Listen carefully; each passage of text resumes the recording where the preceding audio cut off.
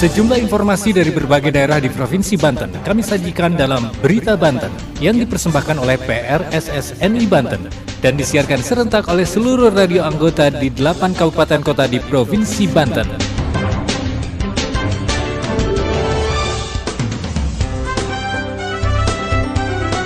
Anda kembali bersama kami di Berita Banten PRSSNI Banten edisi hari ini, Kamis 22 September 2022. Sejumlah informasi dari berbagai wilayah di Provinsi Banten kami hadirkan untuk Anda yang disiarkan serentak oleh seluruh radio anggota di 8 kabupaten kota di Provinsi Banten.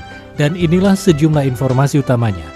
Wakil Bupati Kabupaten Serang ingatkan semua pihak untuk memelihara dan menjaga validasi data penduduk. 400-an rumah di Ciputat mengalami kerusakan ringan hingga berat akibat hujan deras disertai angin kencang yang terjadi di wilayah Tangerang Selatan. Tarif angkutan kota di kota Cilegon naik 20% sebagai imbas dari kenaikan harga BBM. Bersama saya, Aldi Akbar, inilah Berita Banten selengkapnya. Pendengar, Wakil Bupati Kabupaten Serang Panji Tirtayasa mengingatkan semua pihak yang memiliki kewenangan untuk memelihara dan menjaga validasi data penduduk. Hal itu disampaikan Panji saat membuka rapat koordinasi pendataan awal registrasi sosial ekonomi 2022 di Kabupaten Serang. Laporan selengkapnya Siska Purnamadewi dari Radio Prima FM Serang. Wakil Bupati Serang Panji Tirtayasa mengingatkan semua pihak yang mempunyai kewenangan untuk memelihara dan menjaga validasi data penduduk. Lantaran validasi data digunakan untuk perencanaan kegiatan sosial, ekonomi, pembangunan itu harus berangkat dari basis data berkependudukan yang valid. Hal itu disampaikan Panji saat membuka rapat koordinasi pendataan awal registrasi sosial ekonomi 2022 di Kabupaten Serang yang bertema mencatat untuk membangun negeri satu data program perlindungan sosial dan pemberdayaan masyarakat yang digelar di Hotel Swiss Bell Cikande pada Selasa 20 September 2022.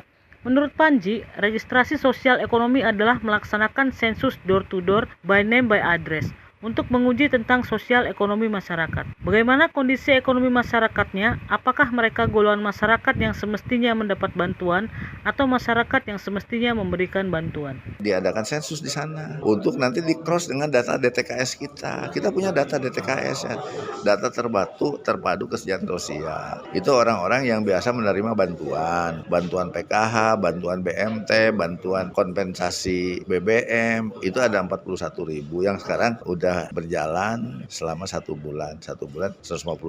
Sekarang tinggal 3 bulan lagi. Tapi di lapangan ada kalanya mereka itu merasa bahwa bantuan itu tidak tepat katanya.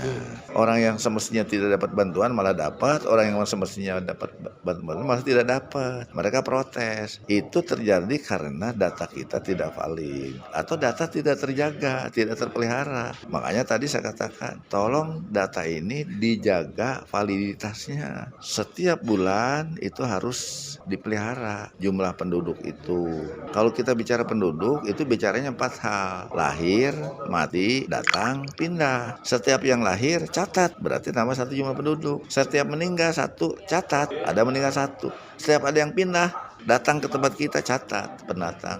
Setiap ada yang pindah keluar catat. Sehingga data penduduk itu setiap bulan itu terjaga terus validitasnya. Sementara Kepala BPS Kabupaten Serang Tuti Amalia mengatakan bahwa rakor yang digelar untuk pendataan awal registrasi sosial ekonomi tujuannya adalah agar mendapatkan satu data untuk lebih ke sosial ekonomi. Karena ingin melihat tingkat kesejahteraan masyarakat secara menyeluruh. Karena ini adalah sensus, sehingga semua masyarakat di Kabupaten Serang akan didata secara door to door, mulai dari yang paling miskin dan sampai yang paling kaya. Karena untuk masyarakat miskin, menengah, dan kaya akan ada kriterianya masing-masing. Terkait masih adanya data tidak valid, Tuti menyebutkan bahwa data tidak valid itu karena lebih pada mungkin maintenance pemeliharaan atau update-nya. Karena data terkait penduduk itu harus terus diupdate minimal 1 tahun sekali. Perlu diketahui rapat koordinasi pendataan awal registrasi sosial ekonomi 2022 yang digelar BPS Kabupaten Serang tersebut menghadirkan sebagai narasumber Kepala Bapeda Kabupaten Serang Rahmat Maulana dan Indra Warman dari BPS Provinsi Banten. Sedangkan sebagai moderator adalah Kepala Diskominfo Satik Kabupaten Serang Hero Fiatna dan turut hadir Asisten Daerah Bidang Administrasi Umum Kabupaten Serang Ida Nuraida dan para camat se-Kabupaten Serang. Saya Siska Purnawadewi melaporkan dari Radio Prima FM untuk Berita Banten.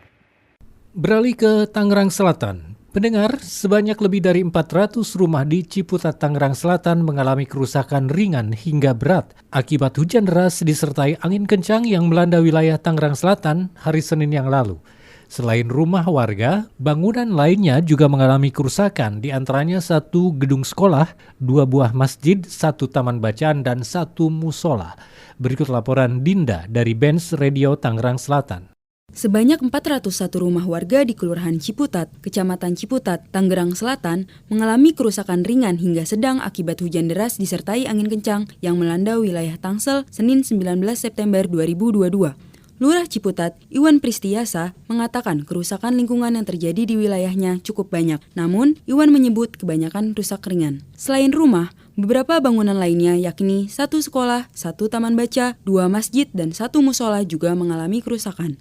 1 unit mobil turut rusak akibat tertimpa pohon tumbang. Total terdapat 4 korban yang mengalami luka-luka. Pihak kelurahan, kecamatan, dinas sosial, dan Badan Penanggulangan Bencana Daerah telah mendirikan posko tanggap bencana di kantor Kelurahan Ciputat. Sebelumnya diberitakan 5 pohon tumbang imbas dari hujan deras disertai angin kencang di wilayah Tangerang Selatan pada Senin sore. Saya Dinda dari Benz Radio 106,2 FM melaporkan untuk Berita Banten. Berita Banten. Anda masih bersama kami di Berita Banten PR SSNI Banten. Pendengar, Pemkot Cilegon telah menetapkan secara resmi penyesuaian tarif angkot dampak dari kenaikan harga BBM. Keputusan penyesuaian tarif angkot tersebut dituangkan dalam SK Wali Kota nomor 551/Cap 208 Dishub/2022 tentang tarif angkutan perkotaan di wilayah Kota Cilegon. Berikut laporan Ana Silvana dari Radio One Indonesia Cilegon.